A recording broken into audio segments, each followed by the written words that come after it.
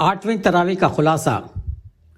الحمدللہ وحدہ والصلاۃ والسلام علی من لا نبی بعدہ۔ محترم حضرات، الحمدللہ آج 8ویں تراویح ہوئی، سوا جز کے حساب سے 10 جز ہو گئے۔ سورۃ الانفال مکمل اور سورۃ التوبہ کے 11.5 رکوع پڑھے گئے۔ یہ دونوں صورتیں مدینہ منورہ میں نازل ہوئیں۔ سورۃ الانفال 2 سنہ ہجری میں غزوہ بدر کے بعد نازل ہوئی۔ جنگ بدر حق و باطل، نور و ظلمت اور کفر اسلام کی سب سے پہلی اور فیصلہ کن جنگ تھی۔ اس صورت میں اس جنگ پر مکمل تبصرہ ہے۔ پہلے رکوع میں مال غنیمت کے احکام، تقوی، معاملات کی صلاح صفائی، اللہ اور رسول کی اطاعت کا حکم، مومنین کی صفات اور جنگ بدر میں مسلمانوں کی تائید الہی کا تذکرہ ہے۔ دوسرے رکوع میں فرمایا، جنگ بدر میں کافر تعداد میں بہت زیادہ تھے مگر اللہ نے ان کو مرعوب کر دیا۔ اپنے نبی کے ساتھ ساتھیوں کی مدد کی، جنگی حکمت اور جنگی طریقے بتلایا۔ جو کچھ ہوا اللہ کے رحم و کرم سے ہوا۔ اللہ کی مدد و مہربانی ایمان والوں کے ساتھ تھی۔ میدان جہاد سے بھاگنا غضب الہی کو دعوت دینا ہے۔ تیسرے رکوع میں فرمایا، اے ایمان والو، پوری طرح اللہ اور اس کے رسول کی اطاعت میں لگے رہو، جہاد میں سستی مت کرو۔ اللہ کے اس احسان کو یاد کرو جب تم کمزور تھے مگر اس نے تمہاری مدد کی۔ اللہ کی نعمتوں کو مت بھولو، خیانت مت کرو، جان و مال آزمائش کے طور پر ہے۔ چوتھے رکوع میں فرمایا، اے ایمان والو، اگر تم نیکی و پرہیزگاری کے راستے پر چلو گے تو اللہ تم کو غالب کرے گا اور تم کو امتیازی شان عطا کرے گا۔ نبی کے خلاف مشرکین مکہ کی سازشوں کا تذکرہ اور اللہ کی تدبیریں۔ نبی پاک سراپا رحمت ہیں اور آپ کا وجود گرامی عذاب الہی کو روکنے کا سبب ہے۔ زمانہ جاہلیت کی بدترین رسمیں، اللہ کے دشمن ساری طاقتیں خرچ کر دیں تب بھی وہ ذلیل ہوں گے۔ 5ویں رکوع میں پھر جہاد کی ترغیب، مال غنیمت کے احکام، اس مال میں سے کس کو کتنا حصہ ملنا ہے، جنگ بدر میں ایمان والوں کو فتح و کامیابی کا تذکرہ ہے۔ 6 رکوع میں فرمایا، کافروں کی کثرت اور ان کی طاقت سے مرعوب نہ ہو، اللہ کی طاقت پر بھروسہ کرو، اللہ کو یاد کرو، اللہ اور اس کے رسول کی اطاعت کرو، آپس میں جھگڑا مت کرو ورنہ تم پست ہمت ہو جاؤ گے اور تمہاری ہوا اکھڑ جائے گی۔ صبر سے کام لو، اللہ کی مدد صبر کرنے والوں کے ساتھ ہے۔ شیطان مدد الہی کا منظر دیکھ کر بھاگ گیا۔ 7ویں رکوع میں فرمایا، جس کو اللہ پر بھروسہ ہو کوئی اس کا کچھ نہیں بگاڑ سکتا۔ منافقوں کے طنز کا تذکرہ، اللہ فرعون جیسے دشمن کو ہلاک کر چکا ہے۔ کفر پر اڑے رہنے والے یہ بدترین لوگ ہیں۔ کسی قوم کی طرف سے بدعہدی و دغابازی کا اندیشہ ہو تو صلح توڑ دو۔ 8ویں رکوع میں فرمایا، انکاری لوگ بھاگ کر کہیں بھی نہیں جا سکتے۔ ہاتھ پر ہاتھ دھرے بیٹھے رہنا توکل نہیں ہے۔ جہاں تک ممکن ہو، جہاں تک ہو سکے تیاری کرو، اس سے دشمن مرعوب ہوں گے۔ ہاں، صلح کا دروازہ ہر وقت کھلا رکھو اور اللہ پر بھروسہ کرو، ان کی سازشیں تم کو نقصان نہیں پہنچا سکتی۔ یہ اللہ کی قدرت ہے، اس نے دلوں کو جوڑ دیا۔ 9ویں رکوع میں فرمایا، اے نبی صلی اللہ علیہ وسلم، آپ کے لیے تو اللہ کافی ہے اور تابعدار مومنین بھی۔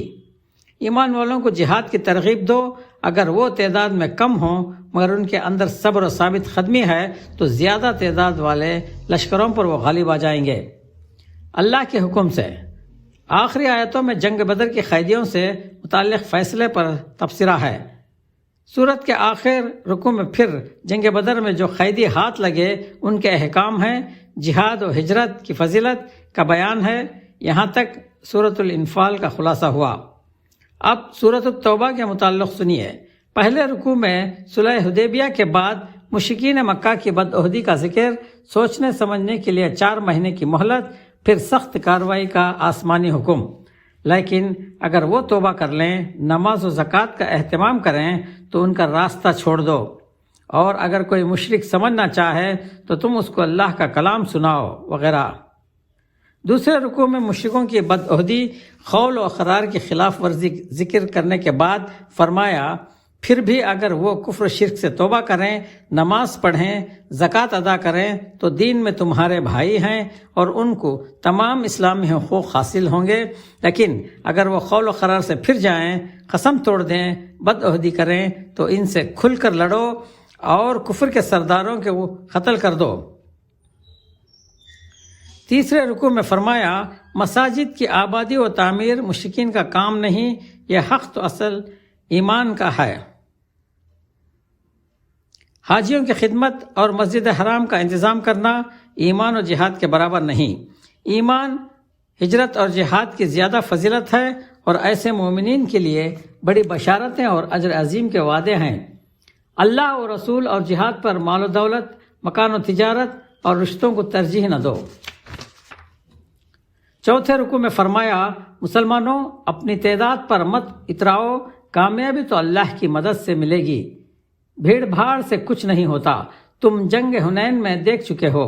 حرم شریف میں مشرکوں کا داخلے کی ممانعت، جزیہ کا حکم، پانچویں رکوع میں یہود و نصارہ کے غلط عقائد کی تردید، اللہ کا فیصلہ ہے کہ اسلام دنیا میں غالب آئے گا۔ اللہ کے حکموں کو بدلنے والوں اور زکوٰۃ نہ دینے والوں کے لیے سخت ترین وعیدیں، اور فرمایا اللہ کے نزدیک سال کے مہینوں کی گنتی 12 ہے۔ نزول قرآن سے پہلے ہوا پرست لوگ مہینوں کی تعداد میں ہیرا پھیری کرتے تھے۔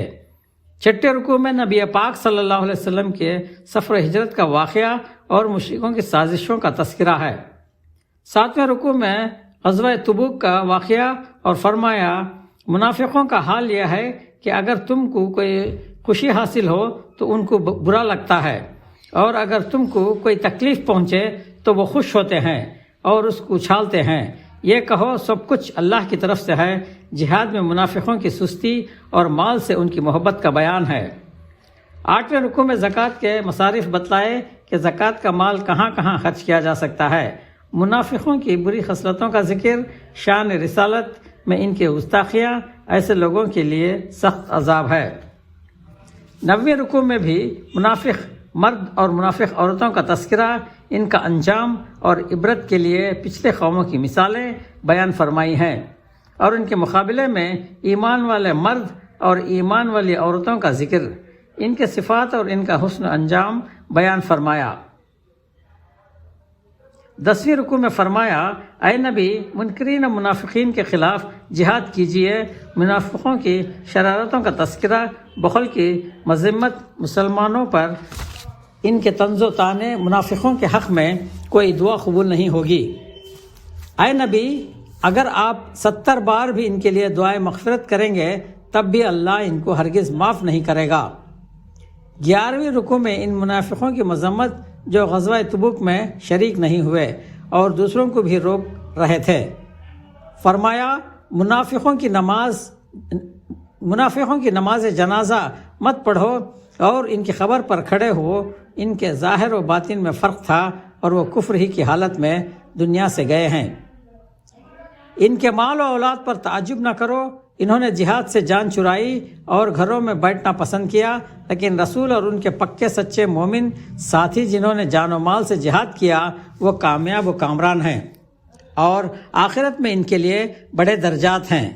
10ویں جز کی آخری آیتوں میں فرمایا منافقوں کا کوئی عمل اللہ سے پوشیدہ نہیں، جو لوگ حقیقت میں معذور ہیں، بیماری ہے، ضعف و کمزوری ہے، فخر و تنگ دستی ہے، وہ جہاد میں شریک نہیں ہوئے۔ جہاد میں شرکت کی تمنا ہے مگر اسباب و انتظام نہیں، اور شرکت کرنے کا ان کو رنج و ملال بھی ہے۔ ایسے معذوروں کے خلاف کوئی کارروائی نہیں کی جائے گی۔ ہاں سب کچھ ہوتے ہوئے بہانے بنا کر جو لوگ جہاد سے رک گئے ان کے متعلق کارروائی کی جائے۔ ایسے لوگ اللہ کی رحمت سے دور ہیں۔ وآخر دعوانا ان الحمد للہ رب العالمین۔